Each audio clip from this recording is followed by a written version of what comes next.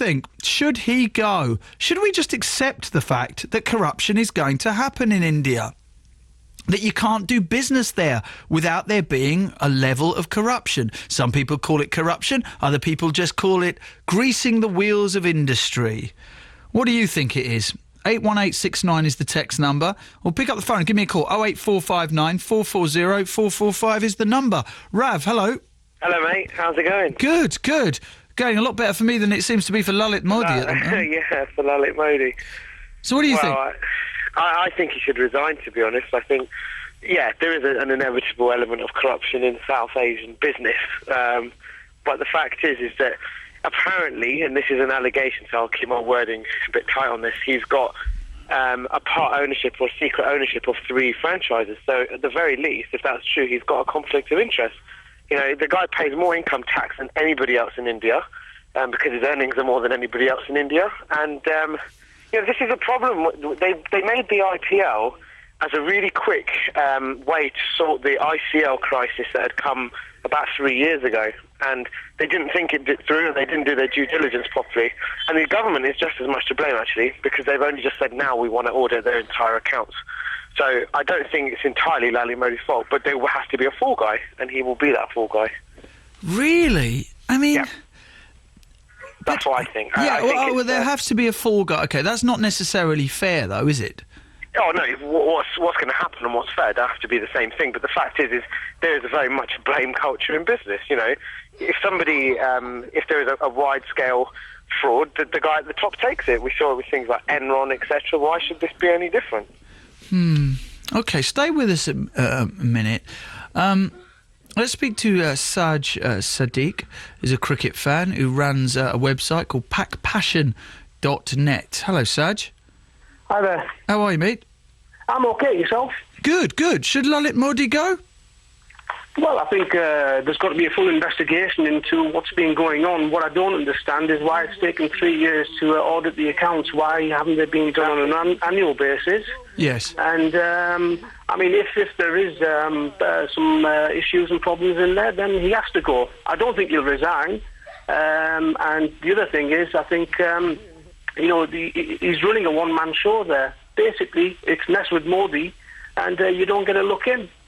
Take, for example, the issue regarding the Pakistani cricketers there. Well, at the end of the day, down to Modi, they were left humiliated and let down. Well, that wasn't.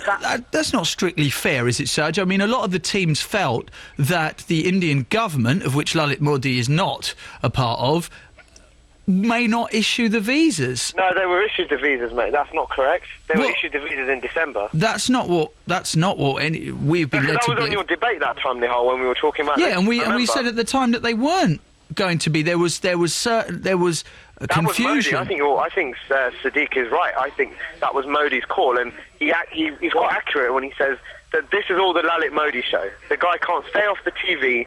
The guy can't. He has to get involved. But it was his vision, wasn't it? Wasn't it his vision that created it? For God's sake. But wasn't it his vision that created it? Well, it was actually it's his vision, Nihal. Sorry to put him there. It's his vision, but you know, you've got to have others involved in it as well. As I say, he's just running a one-man show. Just touching upon the Pakistan players issue once again, just to clear that up. If there was a visa issue, why leave it to a few days before the auction and then suddenly announce that you are not going to allow any Pakistani players in? This is after all the documentation, all the preparation by the individual players, managers and agents had all been put into place. All the procedures were there for those players to be included in the IPL, and then to humiliate and let these players down at the very last minute. Absolutely. The call was made up. Okay, but Rav, you're saying that the visas were allowed, but I've not read that or seen that anywhere. What actually happened was that when they issued the visas, they asked every franchise for a tentative list of players they wanted to bid for at the auction, and that's why the Pakistani players were told to go to some of the auctions. And then afterwards, last minute, they were told, no, you're not there. And I think that was Lalit Modi's call. Right, OK, wait a minute, that's not the same as saying that the visas were issued, is it? No, the visas were issued, and then it wasn't a government. How can they be issued for them? I don't think you're correct, Rav. I don't think that's right. That seems very confusing to me, whether they were issued or not. But you're saying that that was Lalit's call, which is kind of like, where are you going to stop, you two? Are you going to start blaming him for the rain as well? I mean, you can't keep blaming this bloke for every single thing that goes on. After all, corruption is endemic in Indian business, is it not? Is in Pakistani business, in Sri Lanka, in Bangladesh? It's endemic. How can he be held to blame for that? Saj? Well, I mean, at the end of the day, as I said to you before, Nihal, you've got a one-man band here. You've got one man running the show. What you needed was, I mean, we saw with the ICL and the mess that ended up in. Personally, I see the IPL going the same way. A lot of players have been made rich very quickly, lots of glitz, glamour. There's positives of the IPL. I'm not going to sit here and criticise it entirely. IPL has been an innovation, and it's brought a lot of good things to cricket.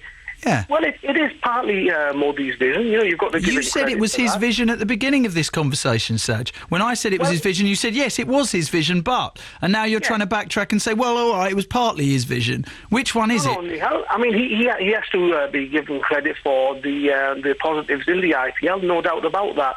But what I'm trying to say here is that it's become a one-man show. Report to Modi, agree with what he's got to say, and you're in. You disagree with Modi, and you're out of there. Right, okay. Well, that's... It's powers, Nihal. But that's the same with anyone that runs an organisation. It's a private organisation as well, isn't it? It's a business, isn't it? I mean, you disagree with the CEO, you're not going to get promoted, are you, in any business, Saj, are you? Well, I mean, to a certain extent, yes. But, I mean, these franchise owners are very rich, powerful people themselves. I'm very surprised at their antics regarding the IPL. Is it just a case of we'll do anything to get into the IPL, to get our teams in there, to be on the television on a regular basis? What do you mean by anything? What do you mean by anything? Well, I'll have to be very careful with my words. Yes. But, to please Mr. Modi, let's just say, will they do anything to get themselves involved in the IPL? It would seem so. Okay, well, let's speak to Ayaz Memon, who is a sports journalist.